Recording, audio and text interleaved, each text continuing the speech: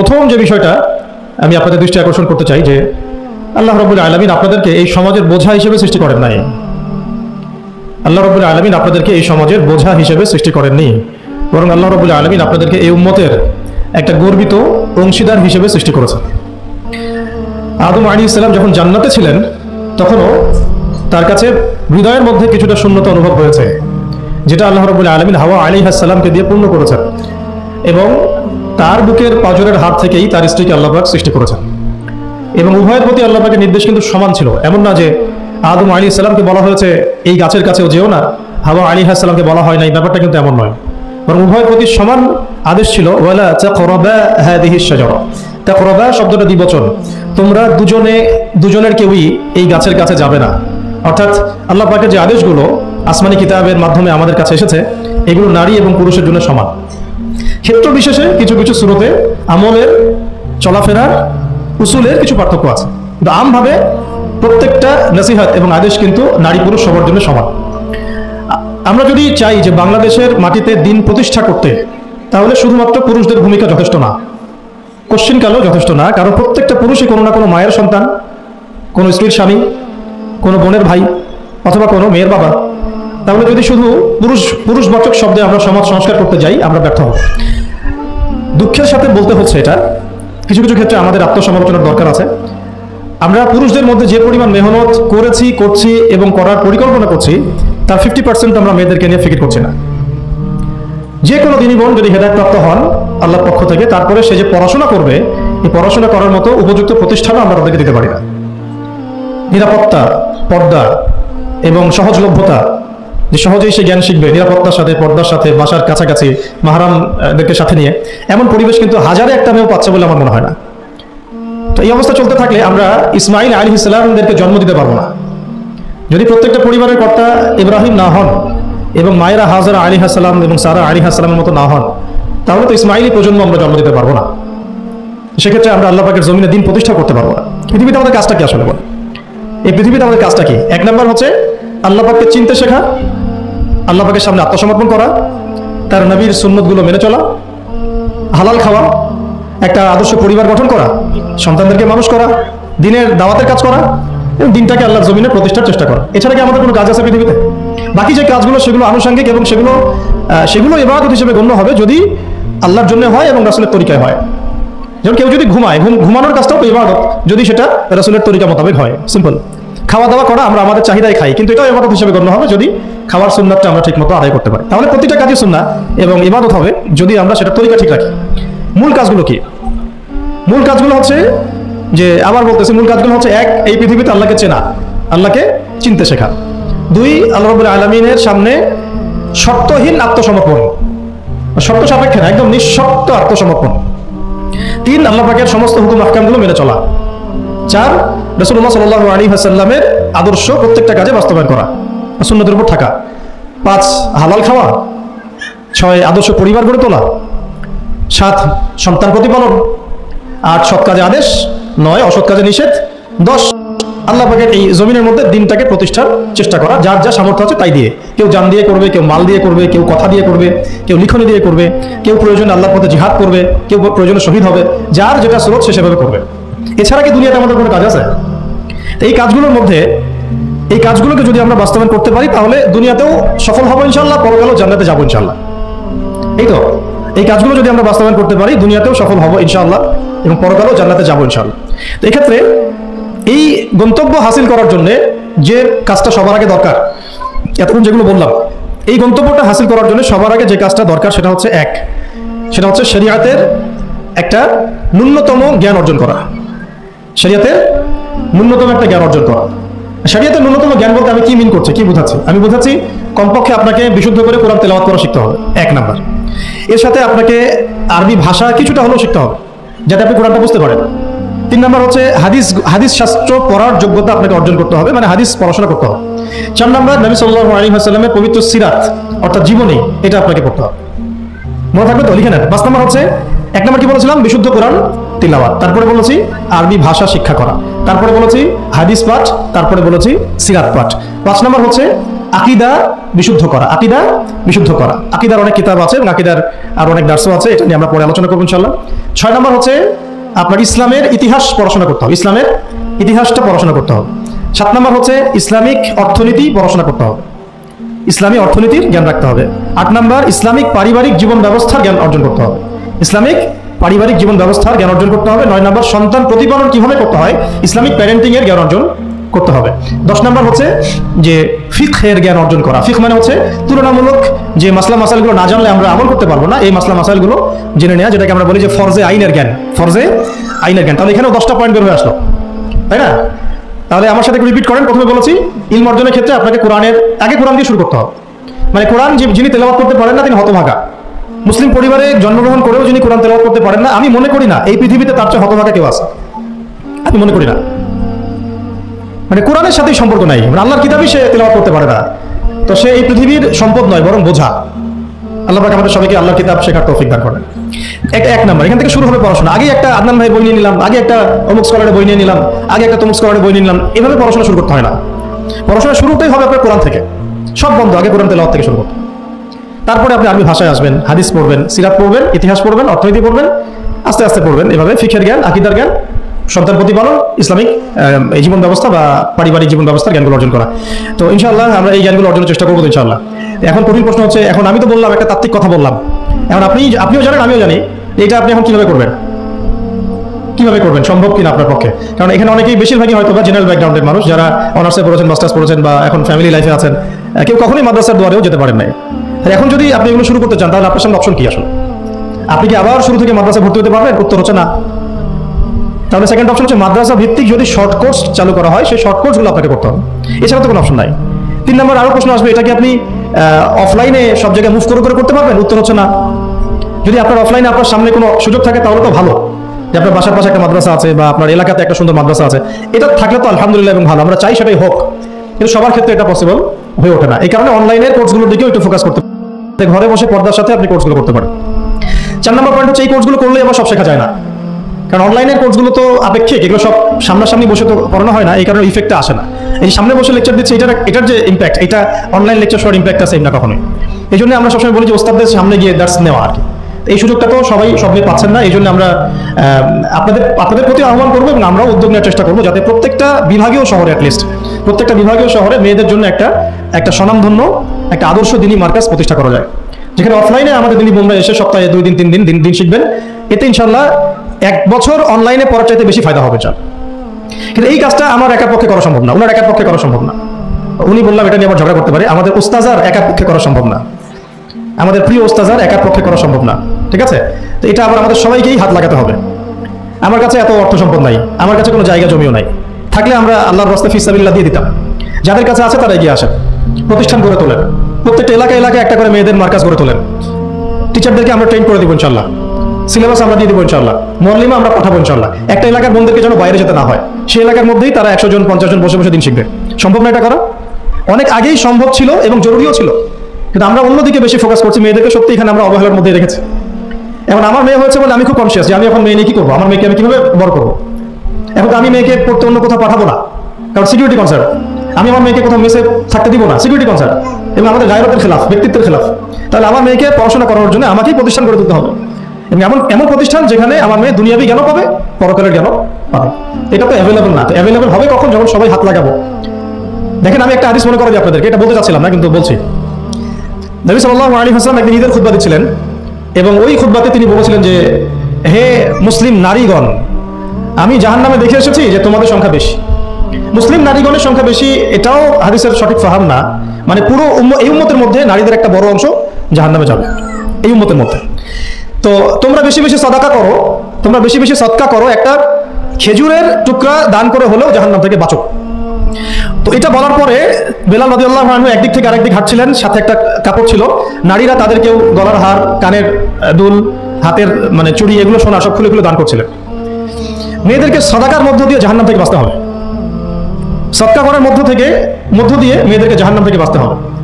আজকে যদি আপনি একটা প্রতিষ্ঠান গড়ে দিয়ে যেতে পারেন, এটা যদি আরো 50 বছর সাস্টেইন করে, এই 50 বছর এখানে যত মানুষ দিন শিখবে, সমস্ত মানুষের ইলমের নেকি আপনি পাবেন। আমরা কিন্তু সবাই ব্যক্তি স্বার্থ নিয়ে চিন্তা করি, দুনিয়ার স্বার্থটাকে বেশি প্রাধান্য দিই। আমার 500 জায়গা আমি দিয়ে দিব? আপনি দিচ্ছেন না, বরং আপনি পরকালের জান্নাতের একটা জায়গা আপনি সার্টিফাইড করছেন। কে জানে, হয়তো এই ওসিলায় আপনার জান্নাতের ফয়সালা হয়ে যেতে পারে। কেউ 10% জমির মধ্যে একটা মসজিদ করেছে, হতে পারে এই মসজিদের ওসিলায় আল্লাহ পাক তাকে জান্নাত দিতেও পারে। কেউ একটা মাদ্রাসা প্রতিষ্ঠা করেছে, এখানে হাজার হাজার স্টুডেন্ট পড়াশোনা করছে, কে জানে হয়তো এই ওসিলায় আল্লাহ পাক তাকে পরকালে জান্নাত দিতে পারে। সাদাকা, এগিয়ে আসা এবং শিক্ষা খাতে নিজেদের জানমাল অর্থ সম্পদকে ব্যয় করা আমাদের একার পক্ষে এখন আর এগুলো সম্ভব না।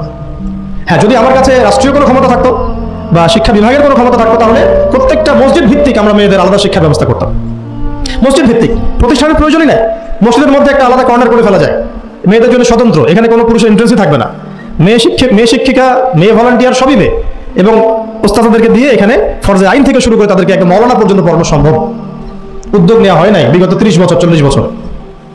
তো ইলম অর্জনের পথে আবার এরকম প্রতিবন্ধকতা আসবে, সেগুলোকে ফেস করার বা সেগুলো সলভ করার জন্য আমাদেরকে কিন্তু ফিকির করতে হবে। আর এই ফিকিরটা একজন দুজন মানুষের কাঁধে চাপিয়ে দিয়ে আপনি কিন্তু দায়মুক্ত হতে পারবেন না।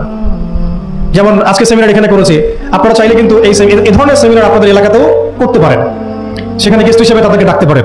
দাওয়াতের মেহনত শুরু হয়ে গেল। যদি বসে থাকেন যে প্রত্যেক 2 মাস পর পর ওস্তাদরা আয়োজন করবেন এবং আমরা যাব, তো এটা তো তখন এক কেন্দ্রিক কাজ হয়ে গেল, তার রেজাল্টটা কিন্তু মানে সামান্য রেজাল্ট পাবেন আপনি। আর যদি সবাই হাত লাগান, রেজাল্টটা বেশি হবে। তা আমি আপনাদেরকে উদ্বুদ্ধ করতে চাই যে দিনের পথে আপনারা দাওয়াতের মেহনতে নেমে আসেন, এমনকি দিন প্রতিষ্ঠার সংগ্রামে আমাদের পাশে দাঁড়ান। কিন্তু এর আগে যোগ্যতা অর্জন করেন, যোগ্যতাটা ইলমি যোগ্যতা, আল্লাহ পাক আপনাদেরকে বোঝার তৌফিক দান করে নেন। এটা এক নম্বর। ইলমের পথে প্রতিবন্ধকতা কথাগুলো বললাম, এগুলোকে ফেস করার এবং এগুলোকে যেন রিকভার করতে পারি আমরা, সেই তৌফিক আল্লাহ আমাদের জন্য সবাইকে দান করেন। তো একটা মানে খুশির সংবাদই বলবো আপনাদেরকে দিতে চাচ্ছি যে আমরা এই মিরপুর উত্তরার এই এলাকাটার মধ্যে আমরা চেষ্টা করছি যে অফলাইনে এরকম 2-1টা দিনই মার্কাজ প্রতিষ্ঠা করার, আপাতত ভাড়াতেই, এবং ইনশাআল্লাহ অল্প সময়ের মধ্যে আমরা ঢাকা শহরে, ইনশাআল্লাহ ঢাকা শহরে হোক অথবা ঢাকা শহরের একটু সাইডেই হোক, আমরা নিজস্ব জায়গা কিনে প্রতিষ্ঠান করে দেখাবো ইনশাআল্লাহ। এবং আমাদের পরিকল্পনা হচ্ছে একদম ফ্রম দ্য ভেরি বিগিনিং, এই নুরানি থেকে শুরু করে, প্লে গ্রুপ থেকে শুরু করে আস্তে আস্তে গ্র্যাজুয়ালি দাওরা হাদিস এবং মাস্টার্স পর্যন্ত নিয়ে যাওয়া, দুটাই যেন থাকে। এবং আমার পরিকল্পনা হচ্ছে মাস্টার্সের পরে আমাদের ছেলেমেয়েরা যেন বড় বড় ফ্যাকাল্টিগুলোতে পড়াশোনা করতে পারে, ওই রাস্তাগুলো খুলে দেয়া। তো এই কাজগুলো আমার একার পক্ষে আসলে সম্ভব না। আপনারা যদি এগিয়ে আসেন সবাই, দিনী ভাইরা, দিনী বোনরা, এবং আমাদের বিত্তশালী যারা আছেন, যাদেরকে আল্লাহ পাক সৎ হৃদয় দিয়েছেন এবং দান সৎকার করার মতো মানসিকতা দিয়েছেন, ইনশাআল্লাহ আসেন একসাথে হাত লাগে কিছু করি, আল্লাহ পাক করার তৌফিক দান করেন। আর এই দেশের এই সময়টা, দেশের চলমান এই সময়টা আমাদের জন্য দিনের কাজ করার একটা উর্বর সময়। এখন যদি আমরা এই বিষয়গুলো গুছিয়ে নিতে পারি, ইনশাআল্লাহ আগামী 10 বছর পরে ভালো ফলাফল পাবেন। চল, আমার মেয়ের বয়স আজকে থেকে 10 বছর পরে হবে 11 বছর। তো 11 বছর বয়সে আমি আয়েশাকে কোথায় দেখতে চাই, মারিয়ামকে কোথায় দেখতে চাই, ঠিক আছে, আমি আমার মেয়ে খাদিজাকে কোথায় দেখতে চাই, এটা আমাকে এখন থেকে ফিকির করতে হবে। রেডিমেড কিছুই পাবেন না, এই যুগ রেডিমেড আপনাকে কিছু দিবেই না। যদি মনে করেন একটা স্কুল প্রতিষ্ঠান চাচ্ছে রেডিমেড, যেখানে বাচ্চাকে ঢুকাবো, ওকে আলেমা বানিয়ে বের করে দিবে, এমন কোনো প্রতিষ্ঠান আপনি পাবেন না। রেডিমেড কিছু হয় না, নিজের অনেক কন্ট্রিবিউশন লাগে এখানে। শুধু প্রতিষ্ঠান, শুধু কিতাব কখনোই একজন ব্যক্তির ভবিষ্যৎ গড়তে পারবে না। শুধু প্রতিষ্ঠান, শুধু কিতাব পারবে না। তো অনেক গভীরে চলে যাচ্ছি, মূল কথাটা আশা করি বোঝাতে পেরেছি। ইলম যেমন অর্জন করতে হবে, ইলম মানুষের কাছে সহজলভ্য করার প্ল্যাটফর্মও তৈরি করতে হবে। আল্লাহ পাক আপনাদের সবাইকে এগিয়ে আসার তৌফিক দান করেন। আমিন। আসেন শুরু করি, আমরা শুরু করি ইনশাআল্লাহ। আল্লাহ পাকের কাছে তারাই বেশি মাকবুল, তারা বেশি সম্মানিত যারা প্রথমে শুরু করে। যদি আমরা এরকম 5টা প্রতিষ্ঠান করে ফেলি ঢাকায়, তখন দেখবেন দিনী বোনের অভাব নাই, অনেক হাজার হাজার বোন আসছেন সেমিনারে। কিন্তু তারা আসছেন কখন? যখন এটা রেডি হয়ে গেছে তখন। আর আপনারা এসেছেন কখন? যখন কিছুই ছিল না তখন। তো এটা লাই আসতে আমি এটা কখনো সমান হবে না। আল্লাহ পাক আমাদেরকে অগ্রজ হওয়ার তৌফিক দান করেন। আমি তো ইলমের সাথে 2 নম্বর যে পয়েন্টটা নোট আউট করবেন, সেটা হচ্ছে বেশি বেশি আমল করা। আমলবিহীন ইলমের কোনো মূল্য নাই, আমলবিহীন ইলমের কোনো মূল্য নাই। এখন আমল করাটা কি খুব কঠিন? আমি আপনাদেরকে আমার ওস্তাদের একটা কথা বলি। আমার ওস্তাদ আমাদেরকে শিখিয়েছেন, বলেছেন যে আমল প্রতিদিন করা, অল্প হলেও প্রতিদিন করা। প্রতিদিন আপনি 10 পারা পড়তে পারবেন না হয়তো, ঠিক আছে, 2 পৃষ্ঠা পড়েন। প্রতিদিন আপনি হয়তো 20টা হাদিস পড়তে পারবেন না, 2টা হাদিস পড়েন। প্রতিদিন হয়তো আমরা তাহাজ্জুদ, চাশত, আওয়াবিন, ফরজ, সুন্নাহ সব একসাথে হয় না, তাই না? তো ঠিক আছে, আপনি 8 রাকাত করে পড়তে পারছেন না, 2 করে না হয় পড়েন। 2 রাকাত তাহাজ্জুদ পড়েন, তাহাজ্জুদ হক আদায় হয়ে গেল। সকালে 2 রাকাত নামাজ পড়ে নেন, 4টা হক আদায় হয়ে গেল। এইভাবেই মানে কথা হচ্ছে যে আমল করা, নিয়মিত করা, যদিও সেটা অল্প হয়, এটা কিন্তু কঠিন কিছু না। আল্লাহ পাক যার জন্য সহজ করে দেন তার জন্য সহজ। ওযু করে ওয়াশরুমে গিয়েছেন, ওযু করে ফেলেন, ওযু দিয়ে 2 রাকাত নামাজ পড়ে ফেলেন। চলতে ফিরতে আপনারা তো ঘরের কাছে বেশি ব্যস্ত থাকেন, চলতে ফিরতেই সুবহানাল্লাহ, আলহামদুলিল্লাহ, লা ইলাহা ইল্লাল্লাহ, আল্লাহু আকবার পড়তে থাকেন, আস্তাগফিরুল্লাহ ওয়া আতুবু ইলাইহি পড়তে থাকেন, দরুদ শরীফ পড়তে থাকেন। এমন না যে ঘটা করে সবসময় আমলে বসতে হবে, এটা জরুরি না। প্রতিটা কাজের সাথে আমল আছে। তো সবচেয়ে ইম্পর্টেন্ট আমলগুলো হচ্ছে নামাজ, ফরজ নামাজটুকু, এর সাথে আমি বলবো কোরআন তেলাওয়াত, তাহাজ্জুদ, এর সাথে বলবো যে আদব রক্ষা করা, আখলাক ঠিক রাখা, আদব রক্ষা করা, আখলাক ঠিক রাখা। একজন মহিলার এক্সাম্পল দিব। বেসিক্যালি এটা দুইজন মহিলার এক্সাম্পল, তো আমি একজনের কথা বলছি।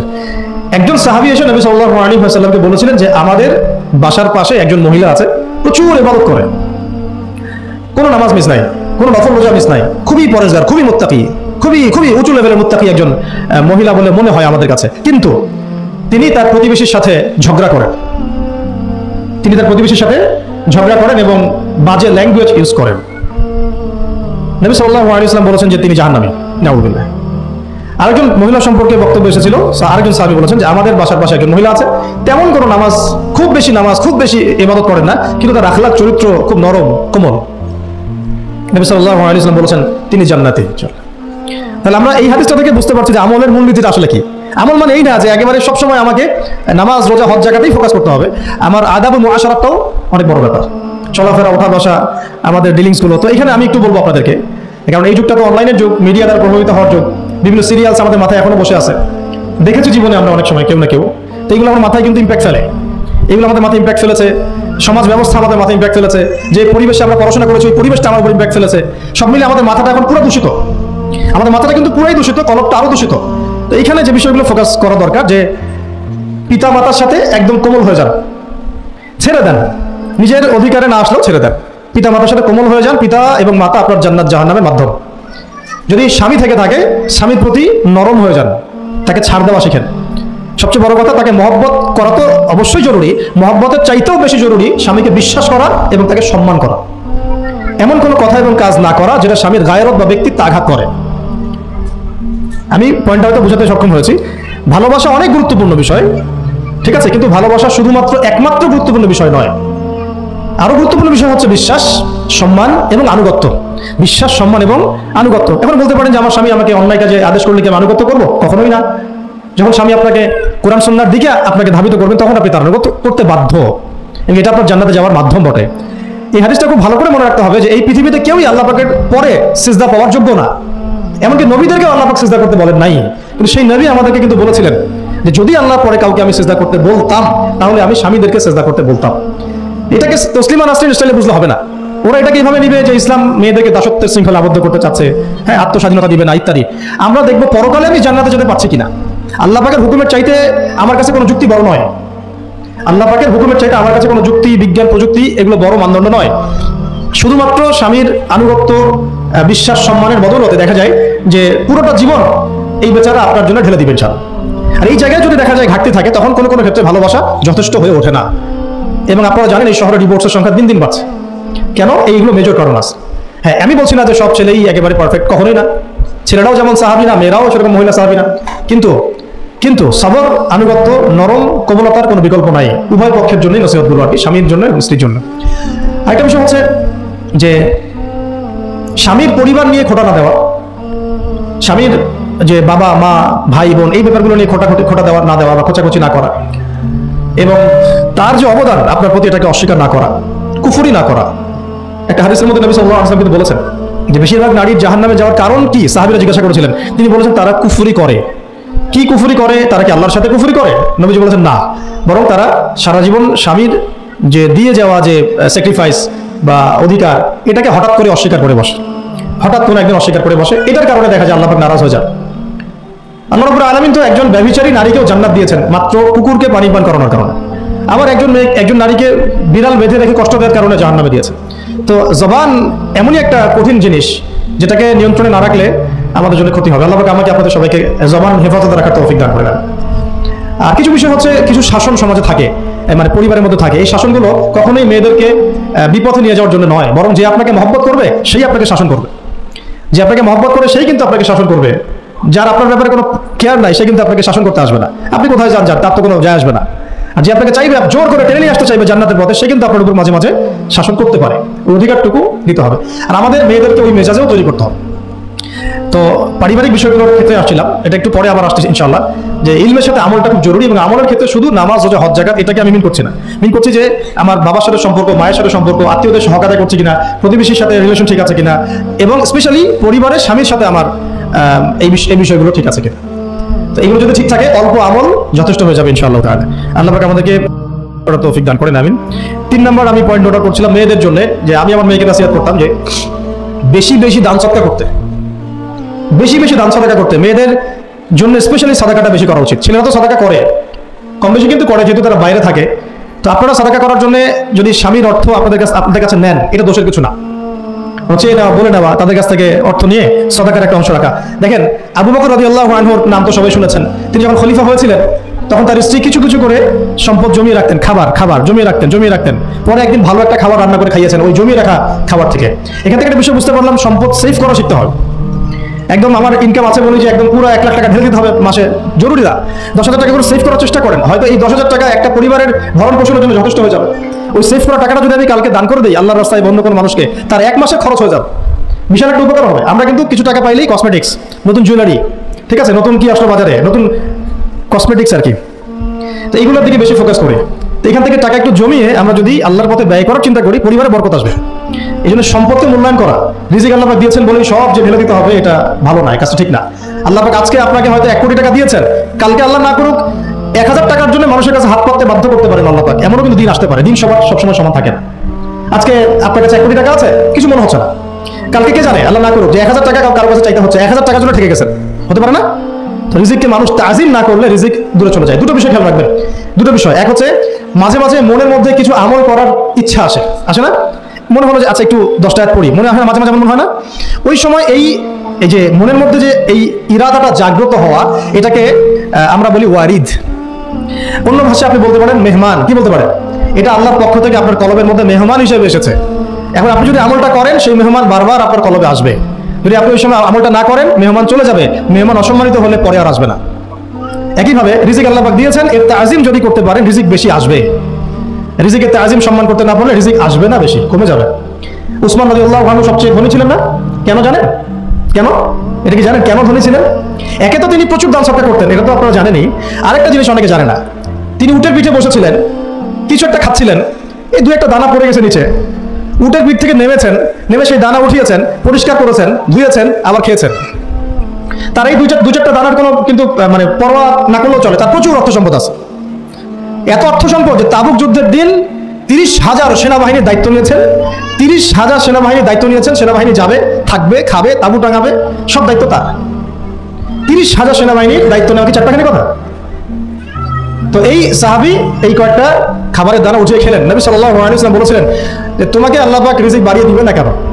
তুমি রিজিকের যে তাজিম, যে সম্মান তুমি করো, এর বদৌলতে আল্লাহ পাক তোমাকে বেহিসাব রিজিক দিবেন। দুটো বিষয় খেয়াল রাখবো, আমলের মেহমান হৃদয়ের মধ্যে আসলে তাকে ফিরাই না দেওয়া, তাহলে সেই মেহমান কিন্তু আর আসবে না। মেহমানকে মূল্যায়ন করলে মেহমান বারবার আসবে ইনশাআল্লাহ। আর রিজিকের তাজিম না করলে রিজিক কিন্তু আপনার ঘরে বেশি বেশি আসবে না। এমনি তো হারামের যুগ, এমনি সুদের যুগ, এমনি ঘুষের যুগ। অলমোস্ট এভরি ফ্যামিলি সুদখোর এখন, অলমোস্ট এভরি ফ্যামিলি। মেয়েরা স্পেশালি যারা শাশুড়ি টাইপের, আপনারা মাইন্ড করেন না, তাদের সাইকোলজি যে এতই নিচে নেমে গেছে এখন যে আমার মেয়ে জাহান্নামে যায় যাক, হ্যাঁ আমার মেয়ে জাহান্নামে যায় যাক, সমস্যা নাই, দুনিয়াতে সে যেন ভালো থাকে। এটা কেন বললাম? একটা সুদখোরের ঘরে তুলে দিতে সে দ্বিধাবোধ করতেছে না, একটা দুর্নীতিবাজের ঘরে তুলে দিতে দ্বিধাবোধ করতেছে না, একটা ঘুষখোরের ঘরে তুলতে দ্বিধাবোধ করতেছে না, হ্যাঁ একটা মানে কি বলবো মাদক সেবী, ড্রাগ এডিক্টেড বা এই যে আর কি বলবো ফাসেক জালেম, এই ধরনের ঘরে উঠাই দিতেও সে দ্বিধাবোধ করছে না। 5তলা বাড়ি চাই আমার মেয়ে 5তলা বাড়ি থেকে সুখে থাকবে। এই যে সুখের ডেফিনেশন এখানে দিয়েছেন আপনারা। এই জন্য কত হাজার হাজার মেয়ের জীবন নষ্ট করে দিয়েছেন আপনারা। আমার কথা মাইন্ড করে না, হাজার হাজার মেয়ের জীবন মায়েরা নষ্ট করে দিয়েছে শুধুমাত্র মেয়েদের দুনিয়াবি সুখ এর সংজ্ঞাটা বুঝতে ভুল করার কারণে। এর নাম যদি সুখী হইতো তাহলে অমুসলিমরা সুখী না কেন? পশ্চিমারা সুখী না কেন? ওরা আত্মহত্যা করে কেন? এইভাবে মেয়েদের জীবন নষ্ট করেছেন। অথচ অল্প যদি হালাল রিজিকও হতো আল্লাহ পাক তাকে বরকত দিতেন, সুখে থাকতো। তো আল্লাহ পাক আপনাদেরকে রিজিকের মূল্য বোঝা, তাজিম করার তৌফিক দান করেন, আমিন। তো অনেক ভিতরে চলে যাচ্ছে আমি, সময় আমাদের হাতে আরো শর্ট হয়ে আসতেছে। তো এখানে একটা কথা বলে দিব যে রিজিকের প্রসঙ্গ যেহেতু আসছে, যে হালাল খেতে হবে আমাদেরকে, হারামের দ্বারস্থ হওয়া যাবে না। আপনার স্বামী যদি হারাম খায়, আপনি স্বামীকে বুঝান, তাকে ওই চাকরি ছেড়ে দিতে আপনি উৎসাহিত করেন। আমি আপনাদেরকে একটা অনেস্টির সাথে একটা কথা বলি, যত এই যে প্রশাসনে যত ঘুষখোর আছে, ঠিক আছে, যত দুর্নীতিবাজ আছে, যত মাদক সেবী আছে, মাদকের ব্যবসায়ী আছে, যত সুদখোর আছে, এরা সবাই কেন এই খারাপ কাজগুলো করে জানেন? তার স্ত্রীকে ভালো রাখার জন্য, তার মাকে ভালো রাখার জন্য, তার সন্তানদেরকে ভালো রাখার জন্য। তাহলে স্ত্রী হিসেবে, সন্তান হিসেবে, মেয়ে হিসেবে আপনি বলবেন যে আমাদের এইসব ভালো দরকার নাই আব্বু, হে আমার প্রিয় স্বামী আমার এইসব ভালো দরকার নাই, হে আমার ছেলে আমার এইসব ভালো দরকার নাই, তুই হালাল পথে থাক, ওইখানে তুই আমাকে ডাল ভাত খাওয়া, আমি খুশি আছি। এইভাবে আপনারা তাদেরকে মোটিভেট করেন, দেখবেন সমাজে হারাম কমে গেছে ইনশাআল্লাহ। আর হারাম খাওয়া এই ছেলে মেয়েগুলোও কিন্তু মানুষ হবে না। হারাম খাওয়াতে ছেলে মেয়েগুলো রক্ত মাংস করে উঠছে, এরাও কিন্তু মানুষ হবে না।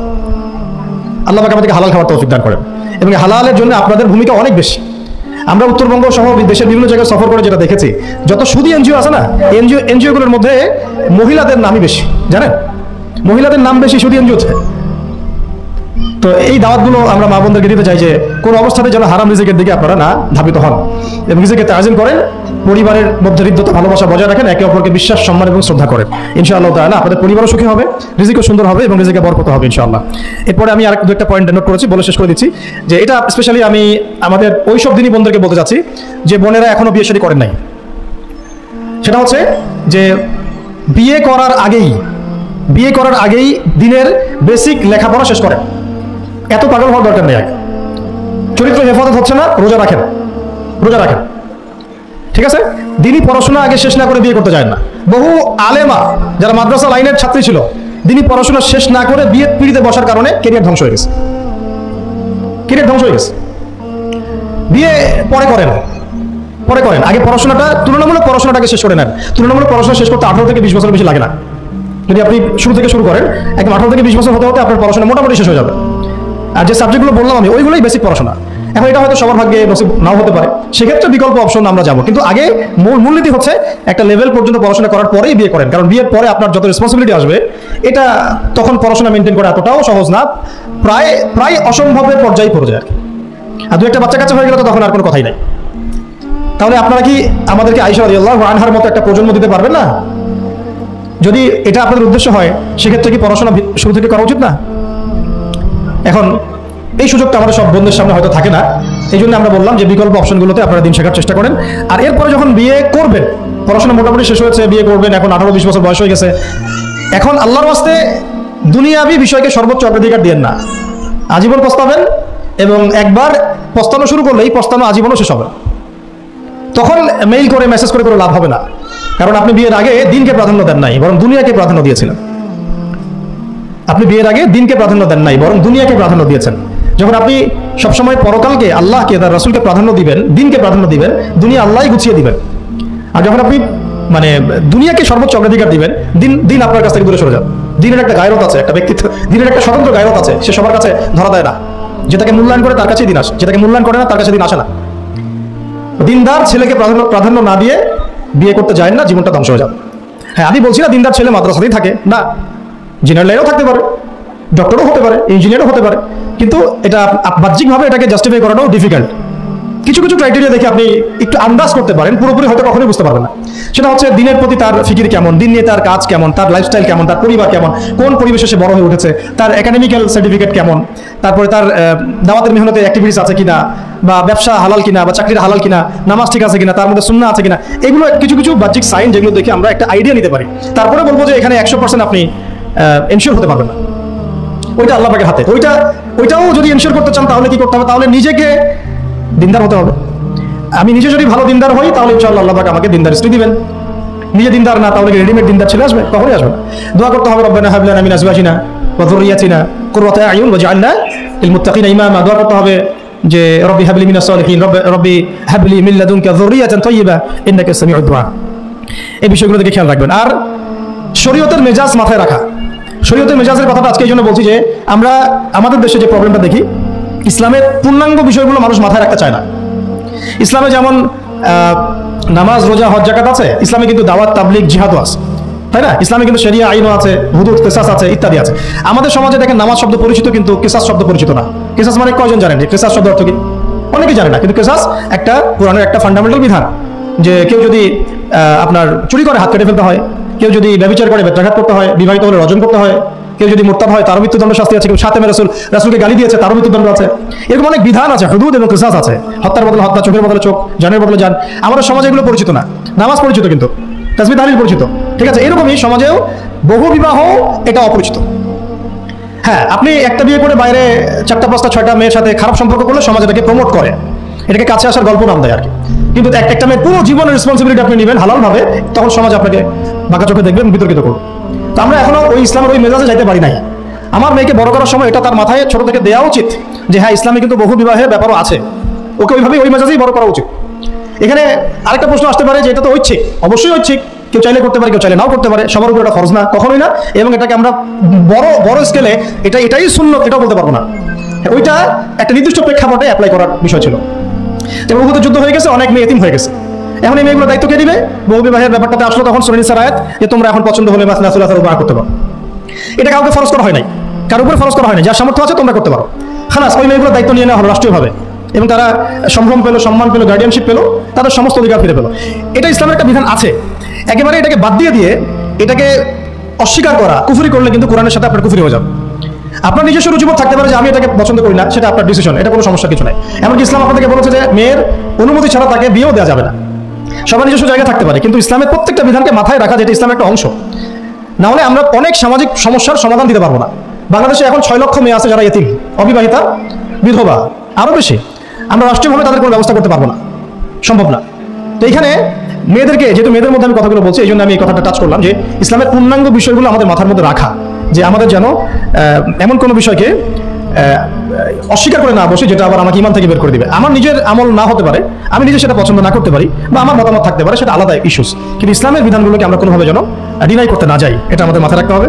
আর এটা সমাজের কল্যাণের জন্য আল্লাহ রাব্বুল আলামিনের পক্ষ থেকে একটা ইখতিয়ার দেওয়া হয়েছে। আর দুটা বিষয় বলে শেষ করে দিচ্ছি, সেটা হচ্ছে ওই যে ইলমের কথা বলেছিলাম শুরুতে, এর সাথে আমি আমার ব্যক্তিগত জীবন থেকে বলছি, আর 3টা জিনিস ইলমের সাথে খুব বেশি কানেক্টেড, এটা মাথায় রাখবেন। একটা হচ্ছে আদব। একটা কি?